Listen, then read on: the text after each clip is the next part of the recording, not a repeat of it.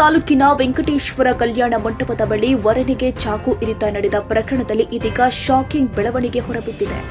ವರನ ಮೇಲೆ ನಡೆದ ದಾಳಿಯ ಹಿಂದಿನ ಪ್ರಮುಖ ಸೂತ್ರಧಾರಿಗೆ ವಧು ಎಂಬ ಪೊಲೀಸ್ ತನಿಖೆಯಿಂದ ದೃಢಪಟ್ಟಿದೆ. ಡಿಸೆಂಬರ್ 30ರಂದು ಕುಣಗಳ್ಳಿ ಗ್ರಾಮದ ರವೀಶ್ ಹಾಗೂ ನಯನಾ ಅವರ ವಿವಾಹ ನಿಗದಿಯಾಗಿತ್ತು. ಮದುವೆಗೆ ಒಂದು ದಿನ ಮುಂಚಿತವಾಗಿ ನಡೆದ ರಿಸೆಪ್ಷನ್ಗೆ ರವೀಶ್ ತನ್ನ ಸಂಬಂಧಿಕರೊಂದಿಗೆ ಕಾರಲ್ಲಿ ತೆರಳುತ್ತಾ ಇದ್ದ ವೇಳೆ ಮತ್ತೊಂದು ಕಾರಲ್ಲಿ ಬಂದ ಆರೋಪಿಗಳು ಅವರ ವಾಹನವನ್ನ ಅಡ್ಡಗಟ್ಟಿ ಗಲಾಟೆ ಮಾಡಿ ಚಾಕುವಿನಿಂದ ಇರಿದು ಪರಾರಿಯಾಗಿದ್ರು. ಗಂಭೀರವಾಗಿ ಗಾಯಗೊಂಡಿದ್ದ ರವೀಶ್ ಪ್ರಾಣಾಪಾಯದಿಂದ ಪಾರಾಗಿದ್ರು. ಪ್ರಕರಣ ದಾಖಲಿಸಿಕೊಂಡ ಪೊಲೀಸರು ತನಿಖೆ ಆರಂಭಿಸಿದ್ದು, ವಧು ನಯನಾಳ ಕರೆ ವಿವರಗಳನ್ನ ಪರಿಶೀಲಿಸಿದಾಗ ಅಚ್ಚರಿಯ ಮಾಹಿತಿಗಳು ಬೆಳಕಿಗೆ ಬಂದಿದೆ. ಚಾಕು ಇರಿತ ನಡೆಸಿದ ಆರೋಪಿಗಳೊಂದಿಗೆ ನಯನಾ ನಿರಂತರ ಸಂಪರ್ಕದಲ್ಲಿದ್ದದ್ದು ಪತ್ತೆಯಾಗಿದೆ. ಪ್ರಥಮ ಆರೋಪಿ ದರ್ಶನ್ ತಮಟೆ ಬಾರಿಸುವ ಹಾಗೂ ಪುಸ್ತಕ ಮಾರಾಟ ಮಾಡುವ ಕೆಲಸ ಮಾಡಿಕೊಂಡಿದ್ದು, ಕಳೆದ 2 ವರ್ಷಗಳಿಂದ ನಯನಾಳೊಂದಿಗೆ ಪ್ರೀತಿಯಲ್ಲಿ ಇದ್ದ. ಈ ನಡುವೆ ನಯನಾಗೆ ಕುಟುಂಬದವರು ಕುಣಗಳ್ಳಿ ಗ್ರಾಮದ ರವೀಶ್ ಜೊತೆ ವಿವಾಹ ನಿಶ್ಚಯಿಸಿದ್ರು.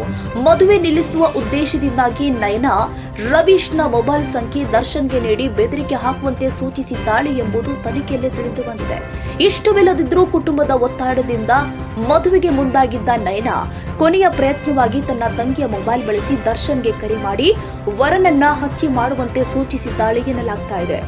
ಪೊಲೀಸ್ ವಿಚಾರಣೆಯಲ್ಲಿ ಆರೋಪಿ ದರ್ಶನ್ ಈ ಎಲ್ಲ ವಿಚಾರಗಳನ್ನ ಬಾಯ್ಬಿಟ್ಟಿದ್ದಾನೆ. ಪ್ರಸ್ತುತ ವಧು ನಯನಾ ಆಕೆಯ ಪ್ರೇಮಿ ದರ್ಶನ್ ಹಾಗೂ ಮಿಥುನ್ ಅವರನ್ನ ಪೊಲೀಸರು ಬಂಧಿಸಿದ್ದು, ಕೃತ್ಯಕ್ಕೆ ಬಳಸಿದ ಕಾರನ್ನ ವಶಕ್ಕೆ ಪಡೆದಿದ್ದಾರೆ. ಇನ್ನಿಬ್ಬರು ಆರೋಪಿಗಳ ಬಂಧನಕ್ಕಾಗಿ ಶೋಧ ಕಾರ್ಯ ಮುಂದುವರೆದಿದೆ. ಚಾಕು ಇರಿತದ ಬಳಿಕ ಮದುವೆ ರದ್ದಾಗಿದ್ದು, ಆಸ್ಪತ್ರೆಗೆ ಧಾವಿಸಿದ ನಯನಾ ತನಗೆ ಯಾವುದೇ ವಿಷಯ ಗೊತ್ತಿಲ್ಲ ಎಂಬಂತೆ ಕಣ್ಣೀರಿಟ್ಟಿದ್ದಾಳೆ. ರವೀಶ್ ಬಳಿ ಮದುವೆ ಮಾಡಿಕೊಳ್ಳುವಂತೆ ಬೇಡಿಕೊಂಡು, ನೀವು ಕೈಕೊಟ್ರೆ ನನ್ನನ್ನು ಯಾರು ಮದುವೆ ಆಗುವುದಿಲ್ಲ ಅಂತ ನಾಟಕವಾಡಿದ್ದಾಳೆ ಎಂಬುದು ತನಿಖೆಯಲ್ಲಿ ಬಹಿರಂಗವಾಗಿದೆ.